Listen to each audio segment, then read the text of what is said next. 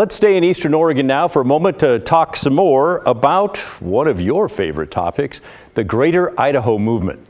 So far, voters in 11 Eastern Oregon counties have approved a measure to start talks about moving the border. Those are the counties that you see there in red. Wallowa County in green will vote on the question in May. And just last week, a bill in the Idaho House of Representatives passed in the hope of starting talks on their side as well. Supporters argue that it would be better for both sides if the state border moved. But the base of the argument really is that Republican voters in Eastern Oregon just don't feel represented in Salem.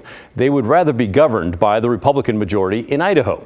We brought you the story last night and we asked for your thoughts. And I have to say, we got more emails and voicemails last night about this topic than we have for any topic that we've covered in recent months. You are fired up. Nobody's saying that these people can't move. They want to go to Idaho? Let them go to Idaho. Pack up and move. Have they not ever learned from their mother that you can't have your cake and eat it too? They want to stay where they are but want to belong to someplace else. That doesn't work. You can't have it that way. Pick up, move, if that's what you want. But the border stays where it is. I have 5 words for the Greater Idaho movement. Just 5. Love it or leave it. If Eastern Oregon people are so in love with Idaho, why don't they just move there and make it easier, you know, instead of trying to steal acreage from Oregon, which is never going to pass.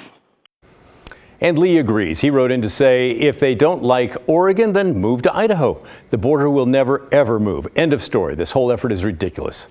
And there's this from Rob. If they don't like it here, move to Idaho. I didn't like Washington State, so guess what? I pulled on my big boy pants, quit whining, and moved to Oregon. All we hear is we are too liberal for them. Well, you have to work to change. You don't just get it handed to you. And finally, this from Chet. It is so pointless and unnecessary. These conservatives who consider themselves so much more patriotic than the rest of us are ignoring one of our most basic freedoms as Americans. If you don't like it here, move somewhere else. You're welcome to not like it here. I don't always like our government either, but I know if I get fed up enough, I can just leave. These people are too busy preening about symbolic gestures instead of trying to improve things. And honestly, that's only about 10% of the against messages that we got last night and this morning. Now, maybe you missed our show last night. That's okay. We still will take your comments. Send them anytime. We got comments at 2 o'clock this afternoon, some at 4:30 about last night's show. And if you ever miss an episode of our show, by the way, we're on weeknights at 6, just in case you know.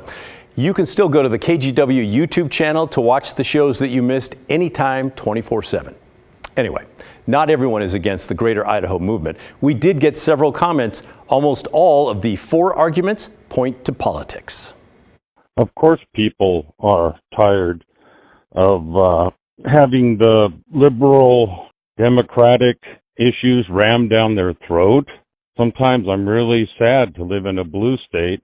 Most of the state is red, and we're forced to kowtow to the liberal agenda from 3 urban areas, Portland, Salem, and Eugene.